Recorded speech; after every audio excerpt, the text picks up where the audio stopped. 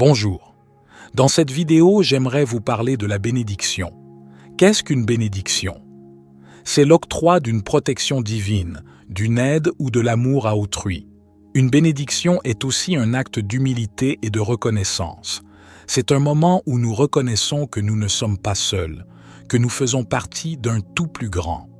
En bénissant, nous nous connectons à cette force universelle qui dépasse notre compréhension et nous devenons des instruments de paix et de guérison. C'est un rappel que, malgré nos différences, nous partageons tous la même essence divine. Pourquoi les prêtres, les rabbins et autres chefs spirituels bénissent-ils leur congrégation? Peut-être ont-ils su ce que le docteur Masaru Emoto a maintenant prouvé scientifiquement. En bénissant, ils ne font pas que transmettre une énergie sacrée. Ils invitent chaque individu à se souvenir de sa propre capacité à bénir et à être une source de lumière pour les autres. C'est un appel à la responsabilité spirituelle où chacun est encouragé à devenir un canal de cette énergie bienveillante. Nous avons le pouvoir d'influencer la structure moléculaire de l'eau et même de la purifier en la bénissant simplement. Considérant que notre corps physique est composé à 70% d'eau, nous pouvons consciemment affecter le bien-être de notre corps par la bénédiction. Voyons comment nous pouvons faire cela. Nous sommes sans cesse bénis par Dieu ou par l'énergie source. Pourtant, combien de fois oublions-nous de reconnaître ces bénédictions dans notre vie quotidienne? Un rayon de soleil, un sourire échangé, un moment de silence, tout cela est une forme de bénédiction. En prenant conscience de ces petits miracles, nous cultivons la gratitude. Et c'est cette gratitude qui nous permet de devenir à notre tour des sources de bénédiction pour les autres. Et nous pouvons transmettre cette bénédiction, son amour divin, aux autres. La bénédiction est l'un des cadeaux les plus sous-estimés et les plus incroyables que nous puissions nous offrir les uns aux autres. Mais le vrai don est quelque chose que nous donnons sans attendre de remerciements, de récompenses ou même de reconnaissance. Par conséquent, notre bénédiction devrait être faite de la même manière que le Christ nous a dit de faire nos prières. Chaque fois que vous priez, allez dans votre chambre, fermez la porte et priez votre Père en secret. En d'autres termes, nous ne laissons pas les autres nous voir les bénir. Nous permettons à son énergie d'amour incroyable et puissante, qui est aussi appelée l'énergie du Christ, de passer à travers notre cœur vers l'autre personne. Dans notre esprit, nous imaginons cette lumière puissante jaillissant de notre cœur vers l'autre personne et l'embrassant totalement. Nous le faisons sans aucune attente quant au résultat de notre bénédiction. Nous pouvons dire dans notre esprit « Je te bénis avec l'amour du Père » ou « Je te souhaite du bien » ou « La paix soit avec toi ». Dieu donne la lumière à ton âme. Je te bénis en son nom. N'oubliez pas que nous ne prononçons pas ces mots à voix haute. Ce devrait être une action des plus discrètes dans laquelle nous ne devenons, l'espace d'un instant, qu'un canal de lumière divine. Il ne s'agit pas de nous ou de notre pouvoir personnel. Il s'agit de l'amour divin ou de la bénédiction que nous accordons aux autres. Ces mots, bien que silencieux, ont une puissance transformatrice. Ils ne changent pas seulement la personne qui reçoit la bénédiction, mais aussi celle qui la donne. En bénissant, nous nous ouvrons à l'amour inconditionnel, et cet amour nous transforme de l'intérieur. C'est un échange sacré où celui qui donne reçoit tout autant, sinon plus. La bénédiction est quelque chose que nous devrions idéalement faire tout au long de la journée, à tout le monde et à tout ce que nous voyons ou pensons. Mais comment faire cela dans un monde si souvent rempli de distractions et de stress?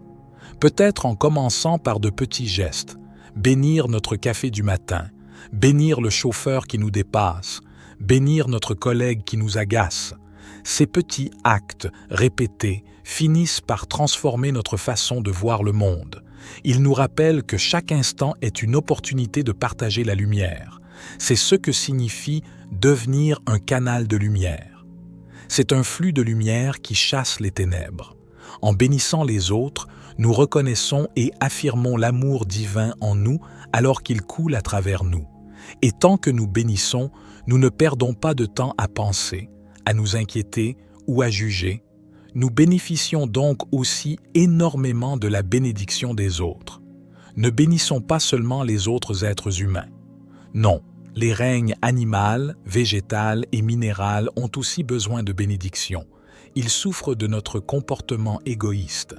Ils sont venus ici sur cette terre pour être nos compagnons, mais nous les avons traités sans aucun respect et avons pollué l'air, la terre et l'eau dont ils ont besoin pour vivre.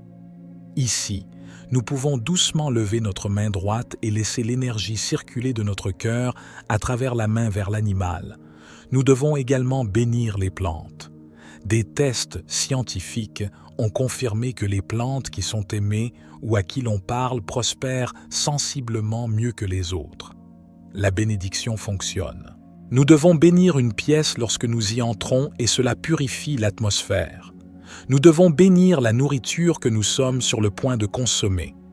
Encore une fois, nous le faisons discrètement, sans que personne à table ne le remarque. En bénissant la nourriture, nous augmentons sa vibration et la rendons plus digeste pour nous. Si nous avons encore envie de viande, nous devons bénir l'animal qui est mort pour nous et exprimer nos plus profonds remerciements pour son sacrifice. Nous devons bénir notre travail avant de commencer et l'amenons ainsi dans une vibration plus élevée. Le travail n'est pas seulement une obligation, c'est aussi une opportunité de contribuer au monde. En le bénissant, nous lui donnons un sens plus profond. Nous reconnaissons que chaque tâche, aussi modeste soit-elle, peut être une offrande à l'univers. Cela transforme notre expérience du travail, en y apportant plus de joie et de satisfaction. Nous devons bénir tous nos médicaments ou compléments alimentaires avant de les prendre. Lorsque nous rencontrons un accident, nous devons bénir les blessés, les secouristes et toutes les personnes impliquées. Lorsque nous visitons un hôpital, nous devons bénir simplement tout le monde et tout, car tout est énergie et vibration. Notre bénédiction peut affecter positivement cet environnement. Elle augmente la vibration de guérison. Lorsque nous voyons de la violence, de la guerre et des abus à la télévision ou dans notre journal, nous devons envoyer une bénédiction aux personnes qui souffrent, mais aussi à l'agresseur, aux criminels. Ils ont tous besoin de la lumière divine pour trouver un moyen de sortir de leur douleur et de leur confusion. Ces images peuvent nous submerger de colère, de tristesse ou d'impuissance, mais en bénissant, nous refusons de succomber au désespoir. Nous choisissons de croire en la possibilité d'un changement, même si nous ne le voyons pas immédiatement. La bénédiction est un acte de foi en la capacité de l'humanité à évoluer et à guérir. Mais nous devons aussi nous bénir d'avoir été témoins de cette scène. Il y a une raison pour laquelle nous en sommes témoins.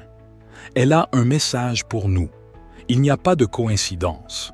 Laissons la bénédiction nous aider à comprendre le message que cet événement a pour nous. La bénédiction est un moyen d'apporter plus de lumière dans ce monde, et cette lumière commence par nous. En bénissant, nous nous rappelons que nous ne sommes pas seulement des observateurs passifs de la réalité, mais des co-créateurs actifs. Chaque bénédiction est une graine de lumière que nous plantons dans le monde, et ces graines finiront par fleurir, même si nous ne voyons pas immédiatement les résultats. La bénédiction est un acte d'espoir, d'amour et de foi en la beauté de la vie. C'est à vous et à moi de devenir ce canal de lumière secret pour les autres. C'était David. Pour la sagesse infinie, soyez bénis, mes amis.